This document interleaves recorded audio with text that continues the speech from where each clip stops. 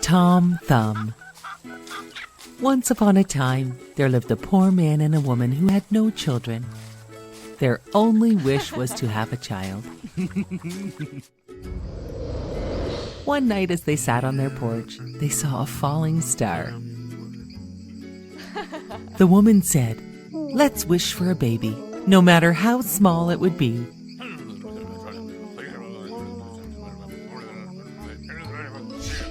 Seven months passed and their wish came true.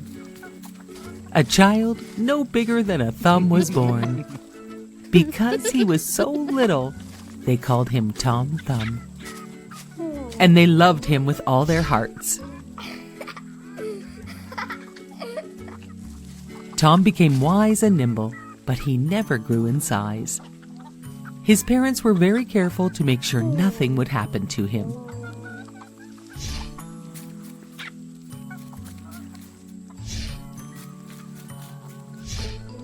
One day the boy asked his father if he could help lead the horse to where he was working. Tom told his dad, "I can help lead the horse by sitting by his ear to give him directions." Tom was doing a great job directing the horse as they went through the woods. Along the way, they met two strangers. The strangers had never seen such a small boy. They offered Tom Thumb's dad as much money as he wanted to sell Tom Thumb to them. They told his dad Tom Thumb would travel in exhibitions making a fortune because so many people would come to see the small boy.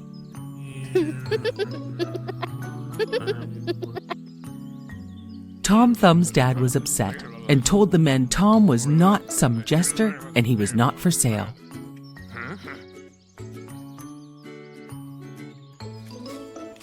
Tom Thumb talked to his father about he may not be able to work so hard as he was getting older. Please let me go with these men and take the money so you can finally live a good life. I promise I will return soon. His father let Tom Thumb go, hesitantly, with the two men. When the two men stopped for lunch near the pastor's house, Tom Thumb jumped down and ran into the house and into a mouse hole. The two men tried to reach him, but Tom Thumb told them to go ahead and he would catch up with them. The men went on their way. Tom Thumb decided to stay the night in the mouse hole. Just as he was about to fall asleep, he heard some voices. The voices were that of robbers who were going to rob the pastor's house. Tom Thumb had an idea to save the pastor's house. He started to speak, but the robbers could not see him because he was so small.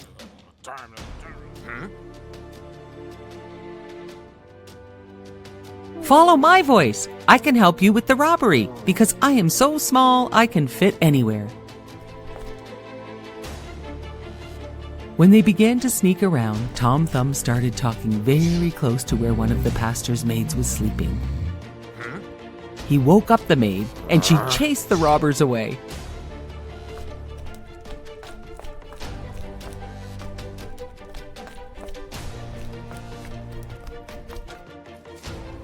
Tom Thumb went to lay down in the hay in the barn to get a good night's sleep. When he awoke in the morning, he realized the cow had eaten the hay, and Tom Thumb was stuck in the cow's stomach. Tom Thumb began to yell for help. Tom Thumb managed to escape from the cow,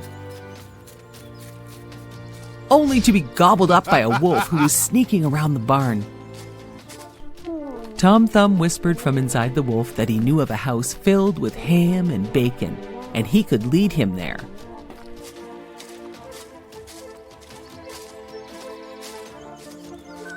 Tom Thumb was secretly leading the wolf back to his parents' house. When they arrived, Tom Thumb's father began to get ready to attack the wolf. He had no idea Tom Thumb was inside.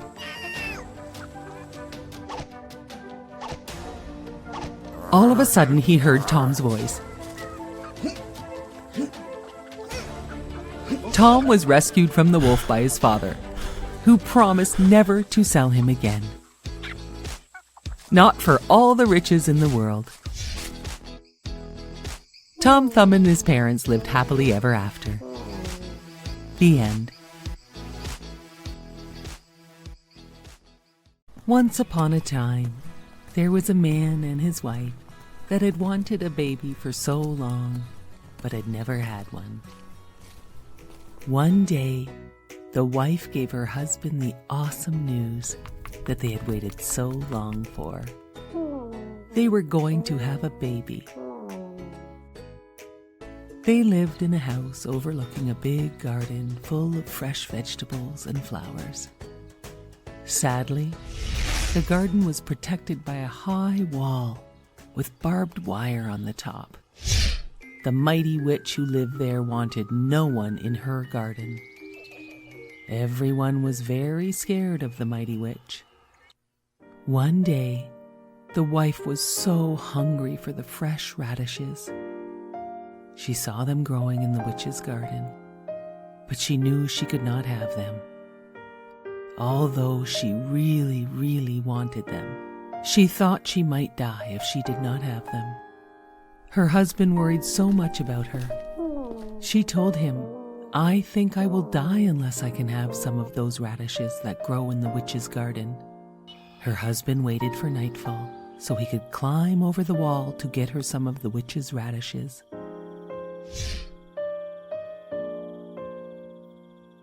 He got her some and climbed back over. She made a big radish salad, and it made her feel so much better. But she knew she wanted more radishes. So her husband snuck over the wall at night to pick more radishes. As he was climbing back over the wall, the witch was standing right below him. "How dare you steal my radishes?" said the witch. "My wife thought she would die if I did not get them for her. I am very sorry." "If this is true," said the witch, "you can have all the radishes you want, on one condition. You must promise to give me your child to raise as my own." The man was so scared he agreed to whatever she said just to get away. When the beautiful child was born, the witch came and took her away, just as she had threatened. She named her Rapunzel, which means radish. Rapunzel grew more and more beautiful every day, and on her 12th birthday, the witch locked her up in a high tower deep in the woods. The tower had no stairs, no door, only a small window. Rapunzel had beautiful long hair that had never been cut, and when the witch wanted to go up to see her, she would cry, "Rapunzel, Rapunzel, let down your hair." The witch would climb up her hair to see her. This went on for years. One day, a prince was riding by the tower and heard Rapunzel singing. He looked at the tower but had no idea how to get in, so he left. But he came by the next day and saw the witch crying, "Rapunzel, Rapunzel, let down your hair." And he saw the beautiful girl who sang, let down her hair for the witch to climb up to see her. The prince returned at dusk and cried, "Rapunzel, Rapunzel, let down your hair." Rapunzel could not believe it when the young prince appeared, and it was not the witch. They fell in love at first sight. They made a plan for Rapunzel to escape. The witch found this out and cut off Rapunzel's hair and hid her away far from the tower. That night, the witch waited for the prince. He cried, "Rapunzel, Rapunzel, let down your hair." The witch threw out Rapunzel's hair, and he climbed up. To his surprise, it was the witch, not Rapunzel. The witch cursed him. "You will never see again." And with that, he was blind. For some time he wandered the forest, hoping to hear Rapunzel singing again. And then, one day, he heard her singing. He followed her voice and found her. They hugged and Rapunzel cried, so happy to see him again. One of her tears fell on his face, and a miracle happened. He could see again. "Oh, I am so happy to see you again," said the prince. And then another miracle happened. Rapunzel's beautiful hair grew back, as long and shiny as it had been. The prince took Rapunzel to his kingdom far away from the witch, where they lived happily ever after. This is the story of Princess Elsa and Princess Anna.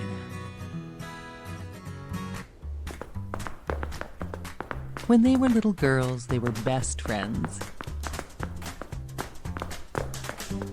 Princess Anna was one of the only people in the world that knew Princess Elsa's secret. Elsa had the special power to make snow and ice. One night, Elsa used her secret power and filled the grand ballroom with snow so the sisters could play.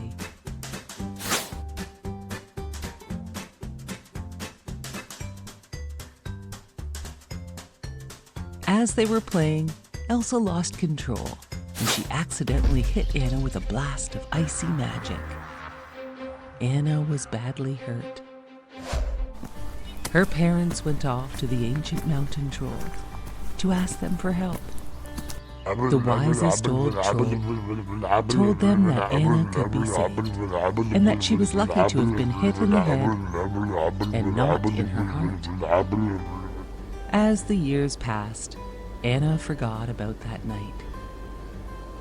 To keep Elsa's special gift a secret from everyone else, their parents surrounded the castle with walls and never let anyone inside. It seemed whenever Elsa had strong feelings, her magic powers would spill out. Elsa never wanted to hurt her sister again, so she stopped playing with Anna. Anna became very lonely. Even after their parents were lost, the two sisters didn't spend any time playing together. Years later, it was time for Elsa to become queen. For just that one special day, the castle gates were opened. Hundreds of guests attended Elsa's coronation ceremony. Elsa worked very hard the whole day to hide her feelings and special powers. At the party, Anna danced with a handsome prince. He made her heart flutter. They fell in love and decided to marry. Elsa thought this engagement was a bad idea. Anna could not believe her sister, and they started arguing. As Elsa lost control and started to shout, her secret power was exposed. As ice shot from her hands, everyone stared in shock. Now they all knew her secret. Elsa ran out of the castle and fled to the mountains. It was summer, but Elsa's power had created a terrible winter storm. Anna felt terrible and ran off to find her sister, despite the bad winter storm. She met a magic snowman along the way named Olaf. Olaf knew where they would find Elsa and agreed to help. Olaf led Anna to a beautiful ice palace that Elsa had created with her powers. Inside, Anna found Elsa and told her about the terrible storm. Anna told Elsa she must come back and help, but Elsa did not want to hurt anyone, and they started fighting about her return. As they fought, a wave of magic burst from Elsa and struck Anna in the heart. Elsa knew what she had to do. She had to find the trolls and ask how to reverse the magic which was now freezing her sister. Olaf agreed to help. Elsa and Olaf found the ancient mountain troll, and he said, "Only an act of true love can thaw Anna's frozen heart." Elsa brought Anna back to their parents' castle to find the prince Anna was to marry, as he could save Anna with his true love. He laughed when he saw her and threw the sisters in the dungeon. "I only pretended to love her to get the castle and kingdom," said the prince. Afraid and locked in the dungeon, Elsa looked at her frozen sister. All of a sudden, the prince came in with a sword. He swung it at Anna, and the sword shattered on her frozen body. Elsa grabbed her and held her frozen sister tight, and suddenly, Anna began to thaw. As Olaf watched them, he remembered the wise old troll and what he said. An act of true love will thaw her frozen heart. The two sisters' love had saved them and their kingdom. They were best friends again. Even in the summer, Elsa always made Olaf snow so he could never melt. And now the castle gates were wide open. The evil prince was long gone, and they all lived happily ever after.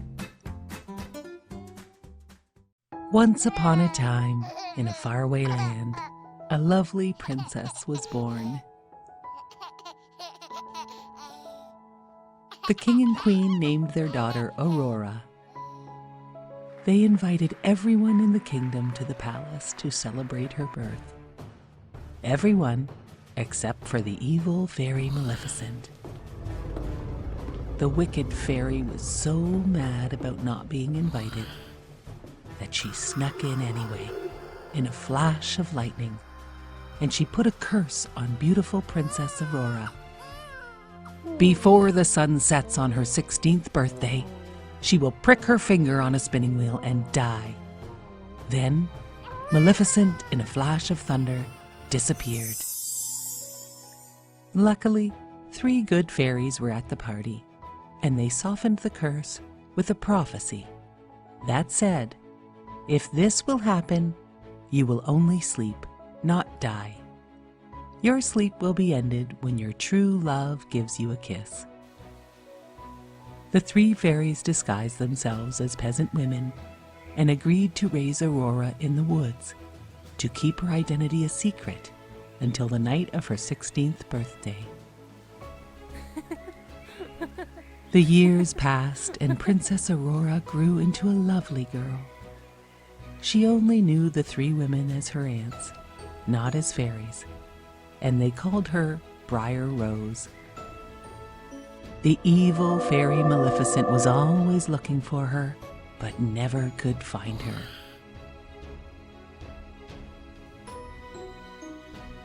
Briar Rose always dreamed of meeting a handsome young man and falling in love. Then, on the day of her 16th birthday, a prince was riding through the woods. The prince heard Briar Rose singing. He asked her to dance, and before they knew it, they had fallen in love.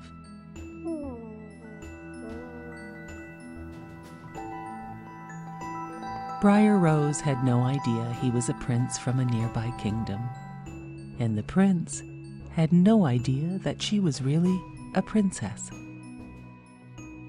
The 3 aunts were busy baking Briar Rose's 16th birthday cake. Briar Rose returned to the cottage and told her aunts about the stranger she had met and danced with.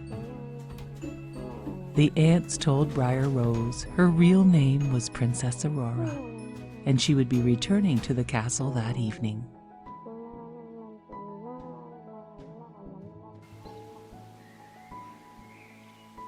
The 3 fairies brought Princess Aurora home to her eagerly awaiting family.